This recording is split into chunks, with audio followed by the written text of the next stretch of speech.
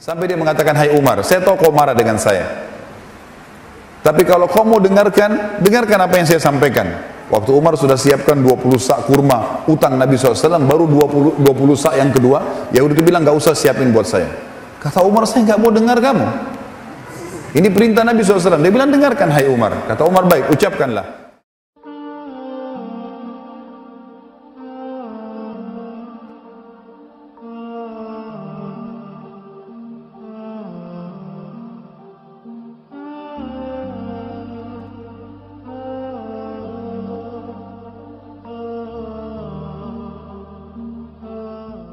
Teman-teman sekalian, di antara akhlak yang dinukil oleh para ulama tentang Nabi SAW adalah masuk Islamnya seorang pendeta Yahudi.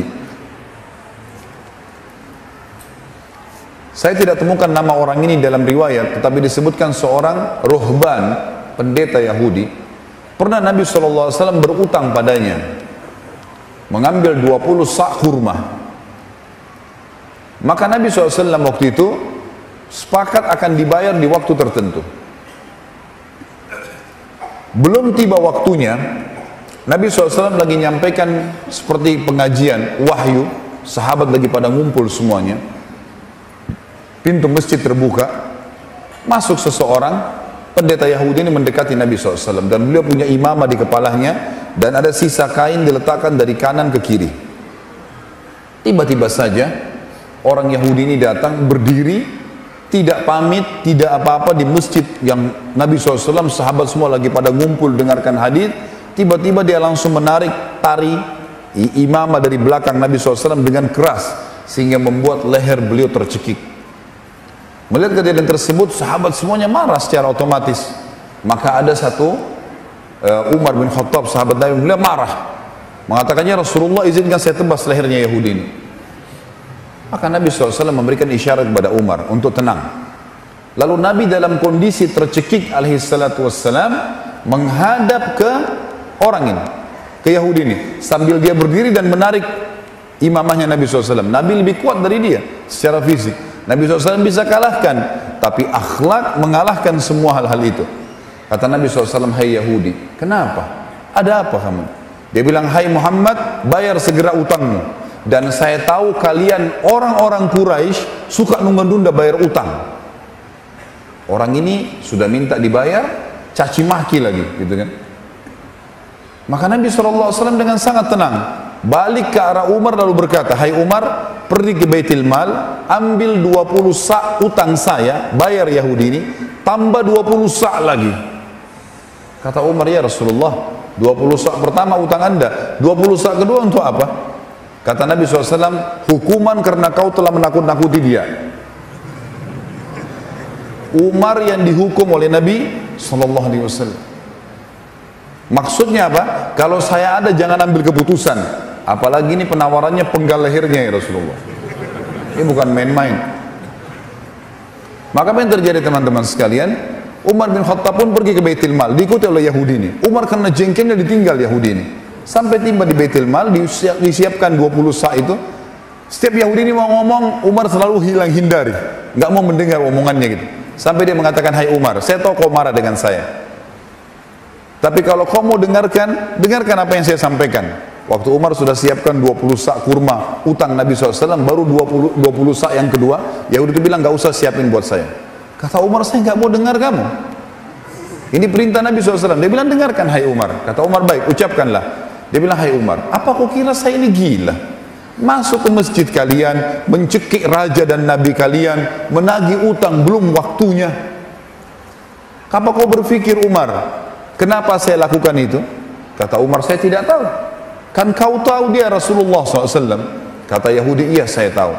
Sungguh hai Umar, saya menemukan ciri kenabian Nabi terakhir dalam Taurat pada diri Muhammad semuanya. Sudah ada semuanya. Namanya, fisiknya, semua sudah ada. Tinggal satu. Ada satu ayat dalam Taurat disebutkan ciri Nabi terakhir itu, ghalaba hilmuhu ghadabuh. Kasih sayangnya mengalahkan emosinya. Tadi itu saya kerjakan, Umar sengaja mancing emosinya. Saya sudah pertaruhkan nyawa saya. Dan ternyata terbukti. Dan sekarang saya ucapkan, Umar, asyhadu an la ilaha illallah wa anna Muhammadar Rasulullah. masuk Islam Yahudi ini teman-teman sekalian karena akhlak baginda Nabi SAW. Nabi SAW tidak pernah terburu-buru menilai orang. Orang yang dilihat berbuat salah diingatkan, walaupun sudah pernah diingatkan lalu berbuat lagi diingatkan. Nabi SAW tidak pernah melakukan dengan emosional. Disebutkan dalam sebuah riwayat ada seorang sahabat baru masuk Islam, teman-teman sekalian, baru masuk Islam, 2 minggu tinggal di Madinah. Dia gembira sekali dengan Islam, dan ternyata tradisi sukunya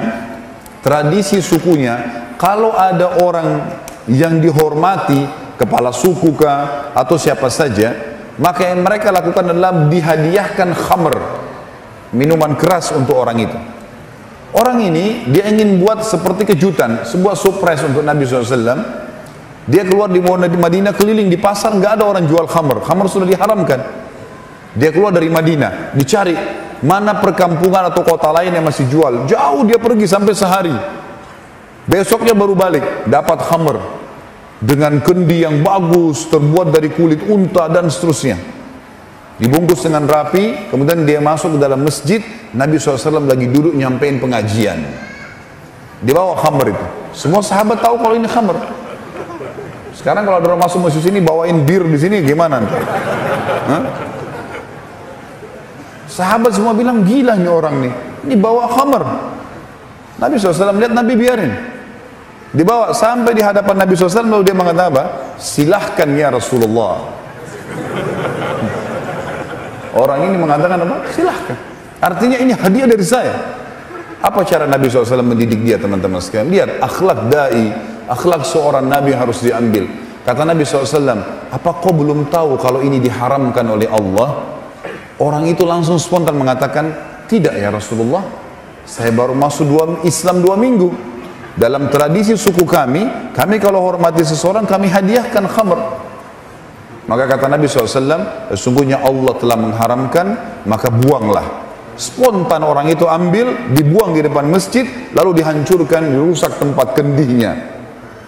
Barulah para sahabat memahami bagaimana akhlak Nabi SAW dalam mendidik para sahabatnya. Dan kalau kita ingin nukil riwayat seperti ini, teman-teman sekalian, banyak sekali. Mungkin kalau saya cerita sampai subuh tidak selesai, gitu kan? Sampai sekarang mungkin sudah 3-4 tahun saya susun di YouTube ceramah Sirah Nabawiyah, masih 38 episode, gitu kan. Itu panjang lebar kita paparkan tentang bagaimana perilaku keseharian baginda Nabi SAW yang mulia. Yang jelas itu sepintas sedikit gambaran tentang bagaimana akhlak beliau. Selanjutnya teman-teman sekalian, kita harus tahu satu hal dan harus diyakini, wajib dan tidak boleh bimbang dengan masalah itu, kalau Nabi SAW adalah utusan Allah. Dan Allah ini pencipta langit dan bumi.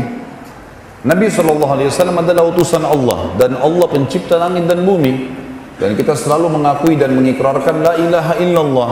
Enggak ada yang menciptakan semua yang di langit kelihatan atau tidak kelihatan oleh mata kita, dari bintang-bintang, burung yang berterbangan, pergantian siang malam, hujan yang turun, jumlah bintang-bintang yang banyak, kemudian malaikat yang tidak kelihatan oleh mata kita yang memenuhi langit sana. Di bumi semua manusia dengan dua jenis kelamin, laki-laki dan perempuan, paras wajah, poster tubuh, warna kulit, bahasa, beragam suku dan seterusnya. Semua hewan-hewan dari semut yang kecil sampai gajah yang besar dengan karakternya, dengan sifat-sifatnya dan semuanya. Kemudian semua tumbuh-tumbuhan dari rumput yang kecil sampai beringin yang besar. Semua yang kelihatan itu dan tidak kelihatan dari jin, dari perasaan manusia, semua ini teman-teman kata kuncinya la ilaha illallah. La ma'budu bihaqqin illallah. Tidak ada yang menciptakan, mengurus, mengawasi dan memiliki serta memusnahkan kecuali Allah. Allah mengutus Nabi Muhammad SAW kepada seluruh manusia.